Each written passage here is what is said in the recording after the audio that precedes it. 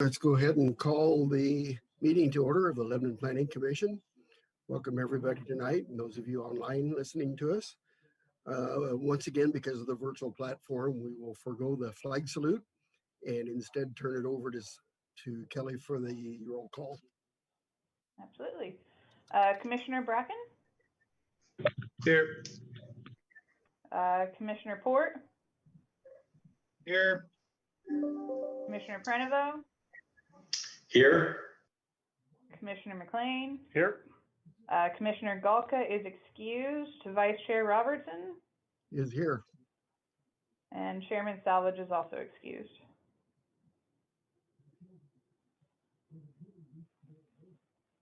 Is Samuel here? Yes.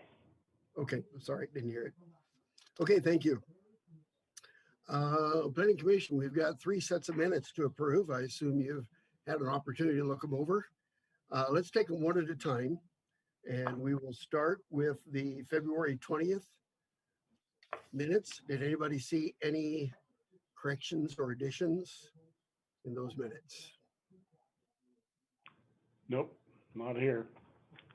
Okay, hearing none, then those minutes will stand approved as presented. Moving on, the February 17th minutes, any additions or corrections? Nope. Okay, hearing none, we will also approve those as presented. And then finally, the March 17th Planning Commission minutes. Anybody have any additions or corrections? Seeing none, then once again, those will stand approved as presented. Okay, we come to our portion of citizen comments. Doubtful that we have any unless somebody has notified you, Kelly, that they have some comments. We have not received any comments or requests to comment. Okay, then we will skip that part of our agenda. And we have 2 planning files tonight. And before we get into them, I'll toss them over to Trey for some cool legal stuff. Well, thank you very much for my cool legal stuff that drives everybody crazy, but has to be read, so we'll get it into the record. As you know, we follow the quasi-judicial procedures for judicial hearing procedures in 197.763. At the commencement of the hearing, I would ask any commissioners to announce any ex parte contact or conflicts of interest. If you have any question as to what is a conflict of interest or ex parte contact, I would be happy to answer any questions. We'll start out with a staff report. It should include information that staff believes is relevant to the identified criteria from the city's comprehensive plan and land use regulations. We'll then allow questions of staff by the commission.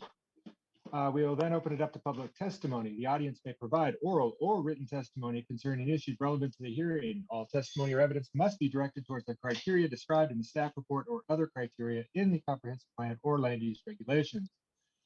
Very importantly, a failure to raise an issue, including constitutional issues or other issues related to the proposed conditions of approval, if any, accompanied by statements or evidence sufficient to afford the commission and the parties an opportunity to respond to those issues, precludes any appeal to the Land Use Board of Appeals.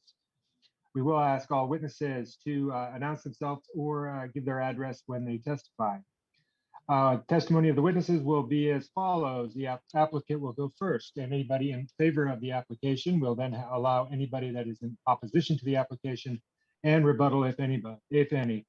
We'll then close the public hearing, and all discussions will be by the commission. Generally, a decision will be made this evening, and it shall be to either approve or deny the application or approve with conditions. With that, you may open the public hearing and ask for any ex parte contact or conflicts of interest. Okay, thank you, Trey. So with that, then we'll open planning file PD-21-01. Ask the commissioners if there's any ex parte contact, conflict of interest, or bias.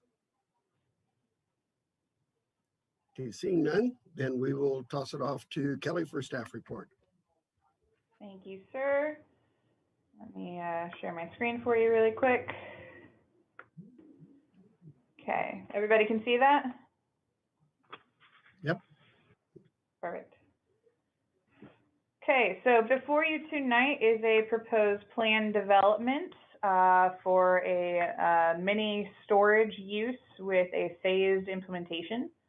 Subject property is located on the north side of Airport Road, just east of the Safeway grocery.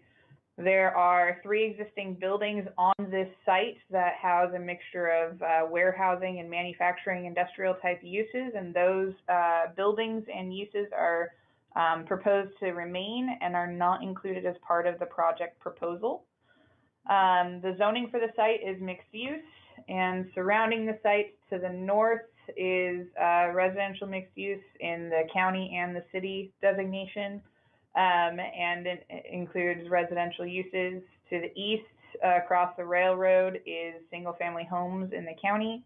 To the south is a multifamily residential, which you can see on the screen with the numberings. This was just recently developed, so the picture is actually outdated. And there's also a vacant parcel of land, or a largely vacant parcel of land, say for the single-family home on it, on the other side of the airport. And to the west is the Safeway grocery and fueling station.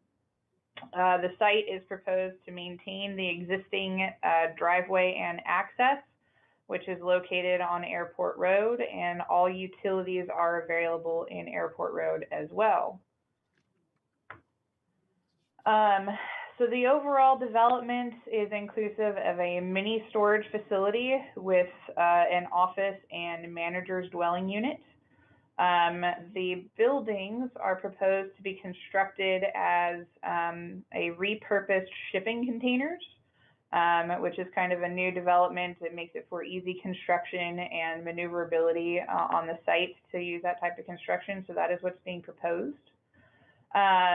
And for the development proposal, it is subject to a plan development because it triggers 2 or more of the requirements associated with the determination of providing a plan development.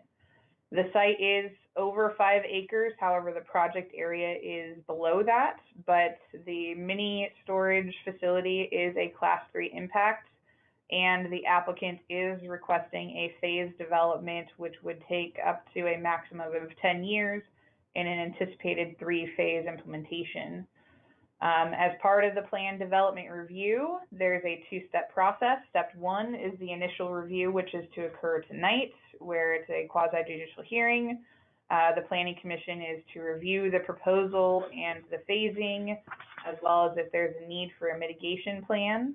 And then based off of the detail provided in the plans and the comfort level of the Planning Commission, the next steps would be to determine for the future implementation associated with the phases, what the review authority would be.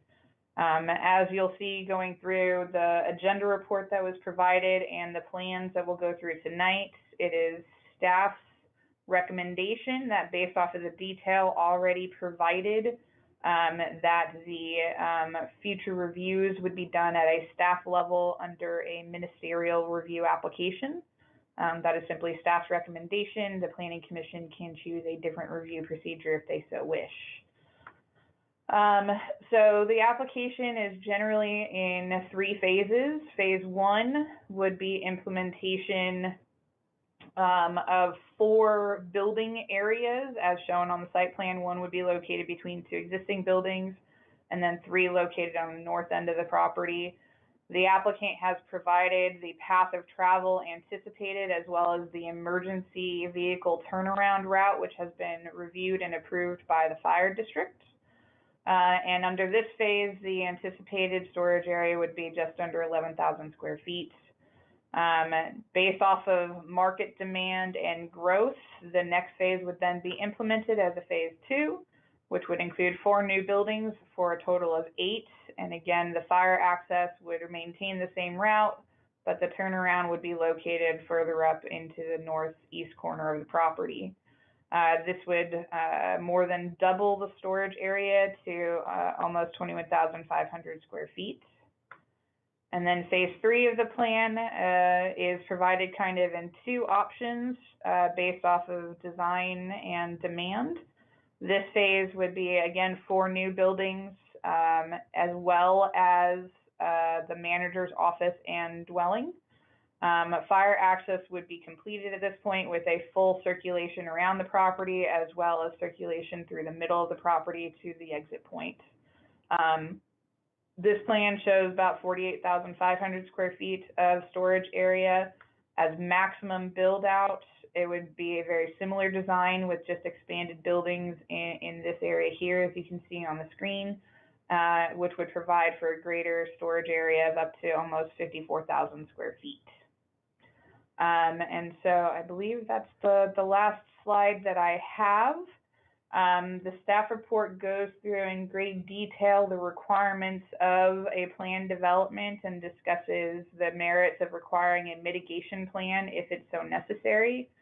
As all of the facilities in the city are already within the area and able to be serviced to the site, there's no mitigation plans required on that aspect. And in general, a mini storage use once implemented is fairly low impact. If you look at the anticipated trips, it's very low per day. I think it's about 6 trips per day. And so the staff is not anticipating the requirement for a mitigation plan. And so we've incorporated a condition per the development code identifying that a mitigation plan would not be required as part of any further submittal. So with that, I will conclude my report and I'm available to answer any questions. Okay, thank you, Kelly. Are there any questions for staff?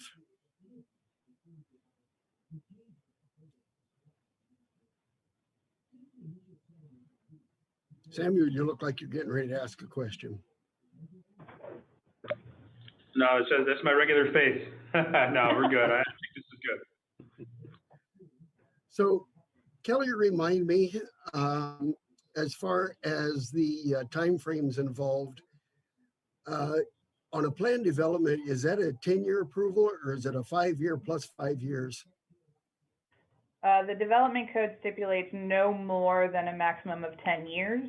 The applicant is proposing to do it in kind of 3-year increments and be completed by 9 years. But the code does stipulate a maximum of 10. Okay, there's a comment in the staff report says the planning commission may approve a time schedule for developing a site in phases. Could you explain that a little bit? So the applicant's time schedule was incorporated in the staff report, where they would start the first phase now, and then they'd complete the second phase in 2024 and the third phase in 2027, I believe. That is the phased implementation that is being requested to be approved. But the Planning Commission can identify that that phasing is appropriate and shall not exceed 10 years, so long as it's implemented in the general phasing as identified on the plans that were provided. Okay. Is it conditional use that automatically expires at 5 years and then a 5-year reapplication, or not reapplication, but extension? Or is the plan development? That's what I'm trying to figure out. That's a good question that I don't know off the top of my head. Planning applications generally expire after 2 years if they're not acted upon. Right. And so there are extensions built in within our development code that would allow for extensions beyond those that deadline. I don't know that off the top of my head. At the very least, at least for the plan development purposes, the code simply stipulates you can approve a phase plan with no more than 10 years as part of that phasing. Okay, we can bring that up again later. I don't want to belabor it. Any other questions? Okay, then we will open the public testimony portion of our hearing. I'd invite the applicant or applicant's representative to come forward, state your name, address, and talk to us. Good evening, Lebanon Planning Commission. My name is Laura LaRock, and I'm joined this evening with Brian Vandetta with Udall Engineering and Land Surveying, located at 63 East Ash Street here in Lebanon. Kelly always does a great job giving an overview of the application, and I hate to just repeat information. So we're primarily here just to answer any questions that you might have. And the only piece that I would add to Kelly's great presentation is just that She touched on it. These types of developments are very low impact. They don't require a lot in terms of water or sewer. Typically, those services are only required for the on-site manager's office and dwelling units. The number of trips that these generate are very small as well.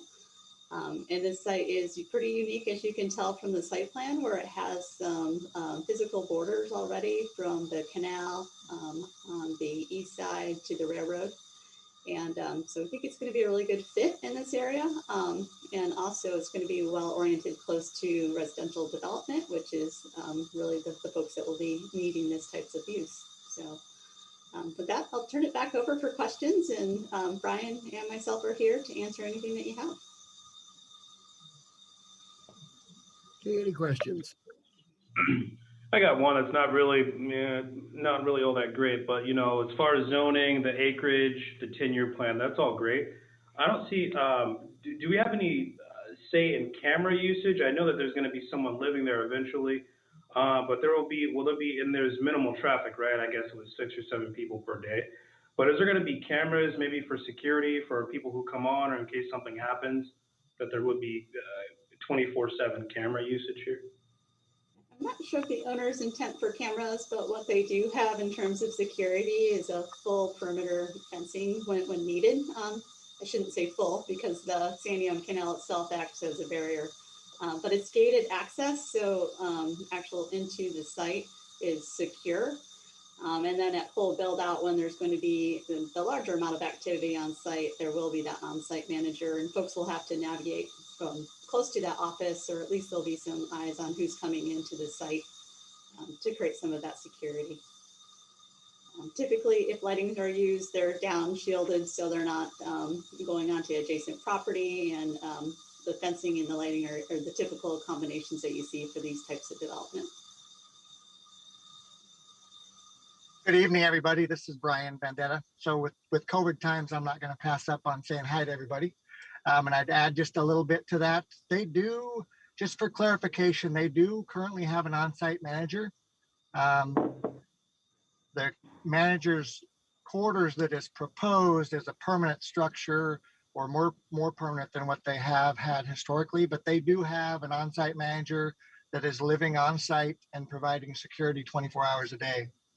And that will continue throughout the development.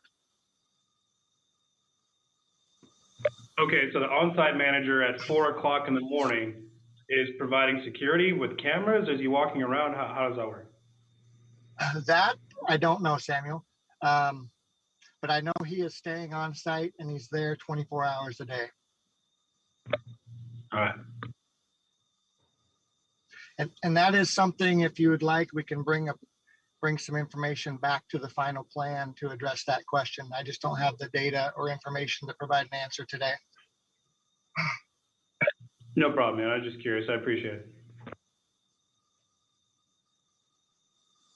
So Brian or Laura, whichever, the current use of the 3 buildings that are there, will that continue as something other than storage? A portion of the site is already utilized as storage facilities. That is shown as building 3 on the site plan. The other 2 buildings, 1 and 2, they have a mix of uses in them, but they include anywhere from kind of large storage to repair and other types of services. And those are proposed to remain on site and not propose any changes with this development here. So if it's secured entry, how's that going to work for just a regular business? Yeah, so they usually lease those facilities, and I'm sure the owner will have some agreements to work out either some sort of remote entry for the folks that are using it and their clients, or some sort of check-in process. Okay. If I recall, this site is an old mill site. Has there been any environmental or cleanup or any of that considered? Not to my knowledge, there wasn't anything in our research that really drew attention to explore any of those. And based on the development pattern itself, there's not going to be much things that are disturbed on site because there's not going to be roadway improvements or utilities that are underground and things that would usually cause any sort of movement of land in a large amount. Okay. To our knowledge. Okay, thank you. So so it's gonna be a rocked driveway or driving area? Yes, I understand Gravel. the travel surfaces are going to be gravel. Okay. So is this the old Jim Johnson truck repair site? I do not have that history here, so I'm going to turn it over to Brian, see if he can answer that question. You know, I have lived here all my life and I don't know the answer to that, but it is the property immediately east of Safeway. It currently is rocked today and it's used for a variety of storages, including vehicle storages on site. I know there are 2 companies that are trucking companies that currently have leases on the existing buildings. But Josh, I'm not sure if it's the old Johnson Trucking or not.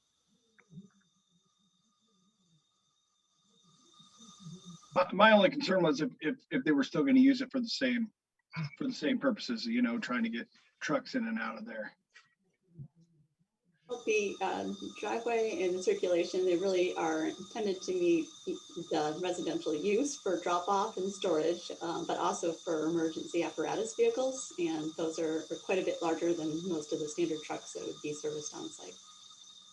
Okay, thanks. Mm-hmm. Any other questions? Okay, thank you. Thank you for your time. Thank you. Kelly, did we have anybody else signed up to testify either in favor or opposition? No, sir, and we did not receive any written or oral comment to us prior to this meeting either. Okay, then with that, we will close the public testimony portion of our hearing. All further discussion will be amongst staff and planning commissioners. Any concerns or questions or thoughts?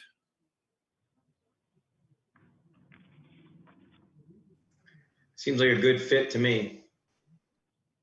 It's kind of a creative use of the property, actually.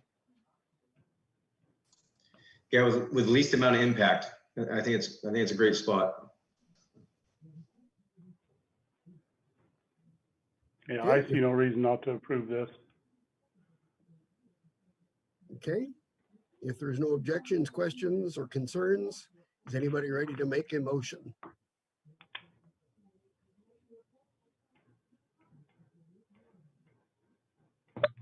Sounds good to me. I'll do it.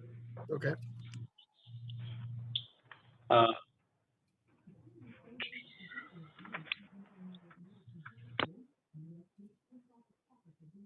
We can't hear you, Sam. Sam, I'm sorry. Muted, Can't hear Samuel. you. Sorry. I move that the Planning Commission approves the proposed planning development PD-21-01, adopting the written findings contained in the staff report with the conditions of development, and direct staff to draft an order of approval incorporating the findings and conditions of the approval. I'll second that. Okay, thank you. Any further discussion? Hearing none, then all those in favor of the motion, please say aye. Aye. All right. Anybody opposed, say nay. Motion carries unanimously. Thank you. Thank you very much. Have a good night. Thank you. We appreciate it. Thanks, Brian. Okay, with that, then we will move on to our second public hearing of the evening. Planning file DCA-21-01. Trey, do we have any additional requirements or things that we need to put in the record? Not for, this is legislative, not really quasi judicial. So just open the hearing and I think we're good. Okay, no conflict of interest, bias, none of that. Okay, then with that, I'll turn it over to staff for staff report. Okay. Thank you, sir. We don't have a presentation for this tonight because it really is just code amendments. So as we discussed in the March study session meeting, HB 2001 was approved by the state legislature in 2019, which requires medium cities between 10,000 to 25,000 population to require duplexes in the same manner as you do single family homes within all residential zones. And so we had the meeting in March to discuss the details of what the bill requires, and also to gain input from the Planning Commission regarding some design considerations to be incorporated within the code. As part of that study session, some key things came out of it, which was to maintain the state definition of a duplex to only be attached housing product and not consider a detached duplex at this time. We also heard from the Planning Commission to incorporate a small setback incentive to encourage additional parking to be provided on the site. That setback incentive identified was a 15-foot rear setback rather than a 20-foot rear setback if more than the minimum parking requirement for a duplex was to be provided on the property. And then we had a detailed discussion of the required considerations that the state had for the city to require, specifically regarding incentives to promote middle housing, such as waiving or deferring SDC charges, reducing or exempting property taxes, and instituting a construction excise tax. We had a discussion on that, and at the conclusion of that discussion, we gained the feedback that we will come back at a later date to discuss in greater detail the SDCs and the property tax exemption or reductions. It was determined at that time that there was not an interest to pursue the construction excise tax route. And so through that consideration that was provided at the meeting in March, we have met the requirements for HB 2001 and have incorporated findings in the ordinance to indicate that we've had those discussions and considerations and our path forward on that. The draft language for the ordinance was put together to comply with the state's requirements, as well as to incorporate the considerations of the Planning Commission based off of that work session. That draft language was presented to the Department of Land Conservation and Development for review, as they are the agency in charge of compliance with HB 2001. They have reviewed that language and determined that what is proposed before the Planning Commission tonight is in full compliance with the law. We also issued a public notice for this meeting in the newspaper as required for the legislative process. And the notice and the agenda reports were sent out to the normal folks, as well as those that had requested input and notification, which included the 1,000 Friends of Oregon, as well as the Fair Housing Council. The Fair Housing Council responded to us, indicated that they believed that the report was very well done, and they did not have any concerns with the as it was presented. So the overall code, as we discussed, requires a duplex to be defined as the attached residential units. It permits duplexes in the exact same manner as single-family residential homes within all residential zones and the mixed-use zone. It assigns the required parking standard of 1 space per unit for a duplex. And as we discussed, we provide the parking incentive if a developer so chooses. And we permit duplexes now as part of the lot averaging and zero lot line subdivision development opportunities.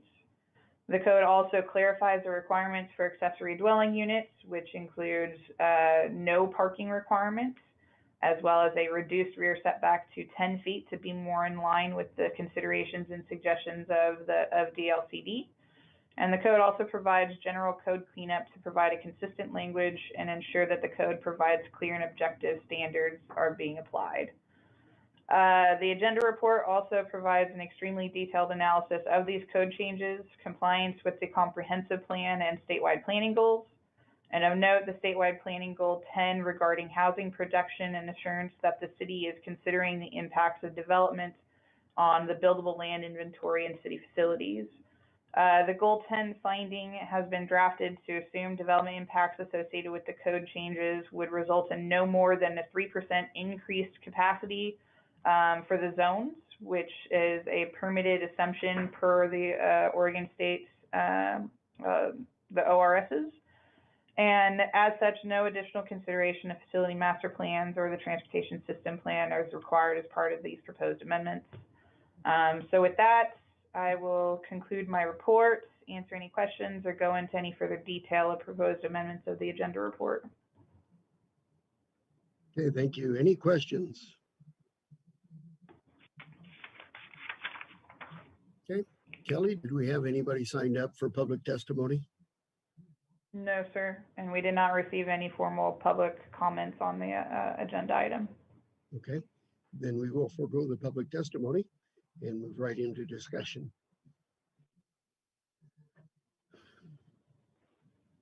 This, I know last month was pretty thoroughly discussed. The last 30 days, has anybody had some second thoughts or other thoughts or concerns? Yeah, I do. I'm sorry, Samuel. Yeah, I had an issue with the whole thing, quite honestly. I certainly don't like the premise doesn't even make sense to me, for one thing, the whole state mandate. But in any case, as far as parking, reducing the lot size, all those things, I disagree with. And I just want that on the record. Okay. Samuel? You know, I ran through all the changes. There's a lot of red markings and changes and word adds in there. And I think that we did a thorough process of talking about it and making the changes. And if it was approved by a higher authority, I'm with it. Because if you read all the stuff we wanted to change in there as far as wording, it's a lot. And I know we all have some disagreements with it. But overall, I think that, you know, all the changes we made are good and significant enough to move forward, in my opinion. Okay, thank you. Josh or Dave, any thoughts? Yeah, I wasn't at the last meeting, but I watched it on YouTube, and I thought that everybody had a good discussion, and I think that everybody had some good valid points. Sam had some good points, and Jeremy had some good points. I think that what you guys came up with at that meeting was satisfactory to me. When I first started looking at this, I was envisioning park model homes and mobile homes in people's backyards, and I thought, what in the world is going on here, you know? But after you know, wading through the weeds on this thing and looking at it a lot closer, you know, I know that you guys decided to go with a minimum requirements for HB 2001. Now, I'm opposed to the state coming down here and wanting to change our little town and tell us what to do with it. I'm, you know, that kind of sticks in my craw a little bit with the state on that. But I think that we have no choice but to go with HB 2001. And I think that meeting the minimum requirements as you have done is the best route to go. Okay, thank you.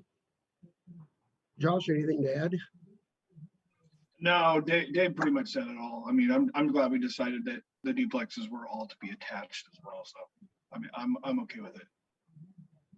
Okay.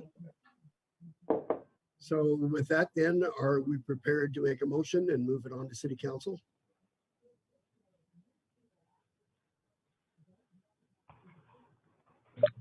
I'll do it. All right. I move that the Planning Commission recommend approval of the Development Code Amendment DCA-21-01 to the City Council based on the written findings in the staff report, and the direct staff to draft an order of recommendation incorporating the findings and conditions of approval. Okay, thank you, Samuel. And thank you, Josh, for the second. Any further discussion?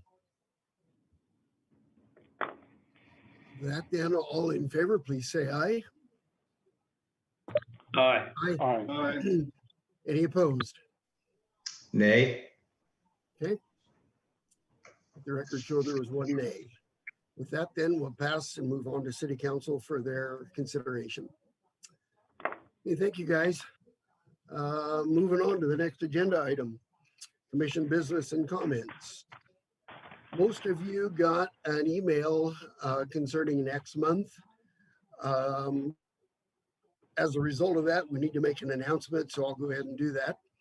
Due to a significant number of public hearing items planned for the month of May, I, as Vice Chair of the Planning Commission, acting as chairperson, announce a second Planning Commission meeting to be scheduled for the month of May.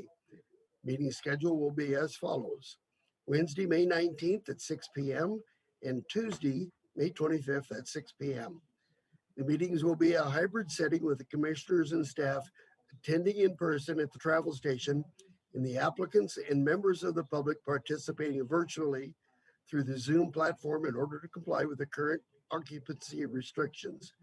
Public notices will be issued in accordance with the Oregon Revised Statutes for each application for one of the specific meeting times identified. Okay, did everybody get the gist of that? I got it. I'll talk to Kelly. The first meeting in May, I don't think I'll make. I have some National Guard Iowa training in Iowa. So I think I can do it in Zoom, but if it's in person, I'll be in Iowa doing some little Army stuff. So we'll talk about that on my end. Okay. I do want to just throw in there, yes, we are opening up the opportunities to participate for the planning commissioners in person. However, we do have the capabilities to still allow for those who are more comfortable or have out-of-state obligations and still wish to participate. The Zoom platform is still going to be utilized for the public purposes, and so we would still be able to accommodate the planning commissioners online as well. But I know that we've had a lot of interest in going back to being in person, so we're trying to accommodate that, but online would be an option too. Well, I'm looking forward to seeing everybody in person. It's time. All right, other business comments? I would like to thank you all for going through the House Bill 2001 stuff. I know that I've been talking about it on the periphery for a while, and then having the meeting last month was incredibly helpful. I know that it's painful and unwanted, and it is being forced upon us, but I do appreciate the candor and the professionalism that was demonstrated, and really getting a true valuable input was indispensable to me. So thank you for your efforts on it.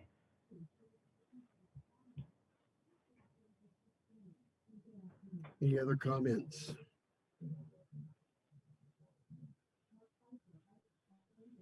All right, hearing none, then we will see everybody except you, Samuel, in person in about a month. With that, Have a great day, guys. Good evening, everybody. All right.